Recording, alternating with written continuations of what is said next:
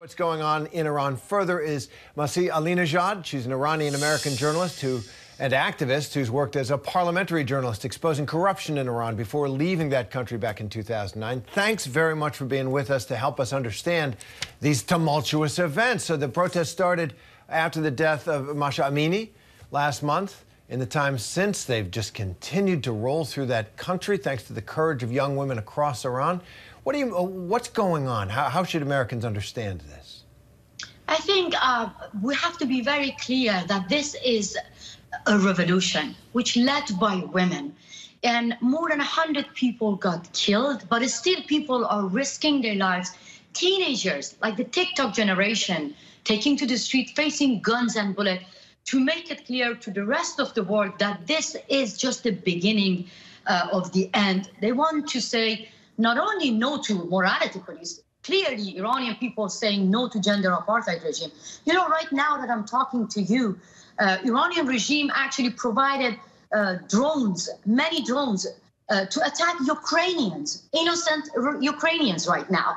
And I have to say that this is a war crime, isn't it? So what we want, the people of Iran want the Western country to understand that the Islamic Republic actually is killing its own people, killing people in region, and now Ukrainian people. So the democratic world must actually recognize this revolution and act to the Islamic Republic of Iran the same way as the West act to Putin. They sanctioned Putin at the same time, but now trying to get a deal with Iran, which Putin and Russia is behind this nuclear deal. So clearly, Iranian people are risking their lives, getting killed, and asking the free world that hear our voice. This is a revolution.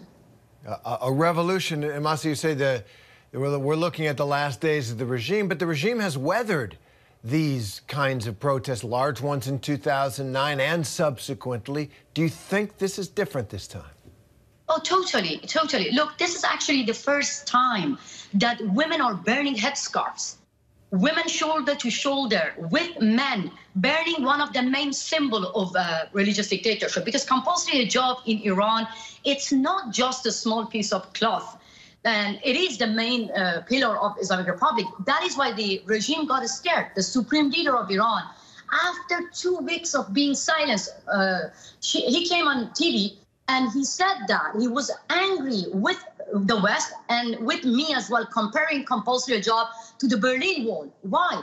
Because the Iranian regime knows that if we tear this wall down, the Islamic Republic won't exist. Right now that I'm talking to you, schoolgirls, they took to the streets while being arrested, being kicked out, being killed, but still they're removing their hijab. Basically, they are not only saying no to Islamic Republic, they are actually helping the world, the free world, to understand that we are trying to protect democracy from one of the most dangerous terrorists. So Islamic Republic has one, I have to say, 3 pillars: death to America, death to Israel, compulsory hijab. And compulsory hijab is the weakest pillar which Iranian people are actually bringing this wall down right now. Yeah, Masih, it's just astonishing to watch those pictures, to see the women coming out in the society which has been closed for so long, for more than 40 years, and removing their headscarves, removing their hijabs, and burning them, and protesting. And there has been solidarity, this wave of solidarity across the country. Protests in London and Paris and here as well. And now, I guess there are workers at refineries in the Gulf, crucial to Iran's economy.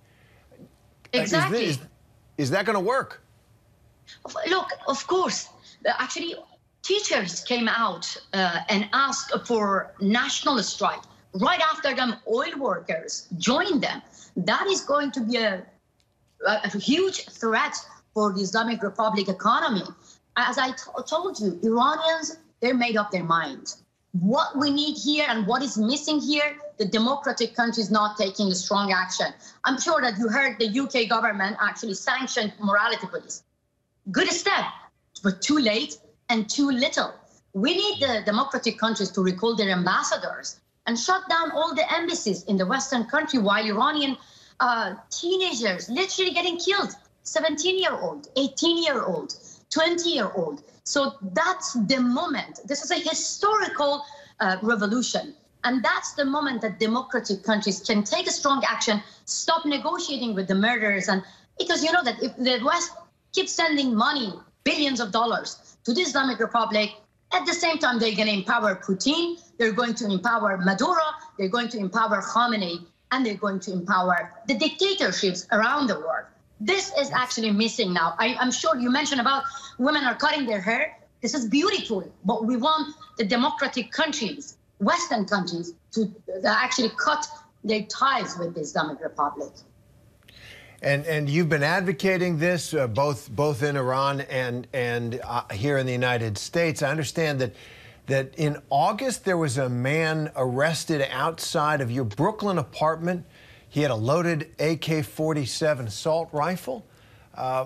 Are you a target, and does the regime reach that far? Look, when the FBI actually stopped the kidnapping plot a year ago, and they charged 4 people were trying to kidnap me on U.S. soil, I thought it was enough, and they're done. But just 2 months ago, when the FBI arrested a man with a loaded gun in front of my house, I was like shocked that still the Islamic Republic is going after me. But it's not about me. I'm just giving voice to voiceless people inside Iran. I launched a campaign 8 years ago to give voice to women who are removing their hijab. That scares the regime. They're scared of ordinary women. I have now more than 10 million followers on social media. That actually, the regime is scared because they cut off the internet. They want the rest of the world to not see the brutality of the regime, but still Iranians are fearlessly, bravely now publishing their videos on their social media. So I'm not scared of my life. What scares me right now is that the whole world is watching that the Islamic Republic kill people inside Iran and go after American citizens on U.S. soil. Still Biden administration want to keep negotiating with this hostage takers, kidnappers, and murderers. That is scary. Otherwise, I'm ready to be killed. If that can make awareness for the rest of the world to recognize Iranian revolution. Well, it's an amazing story, an amazing moment in the history of a great people, and we thank you for your work and for joining us, and we wish you safety and success. Masih Thank you so Alinejad. much for giving us voice. That means a lot to Iranians. Thank you. Hi, everyone. George Stephanopoulos here. Thanks for checking out the ABC News YouTube channel. If you'd like to get more videos, show highlights, and watch live event coverage, click on the right over here to subscribe to our channel. And don't forget to download the ABC News app for breaking news alerts. Thanks for watching.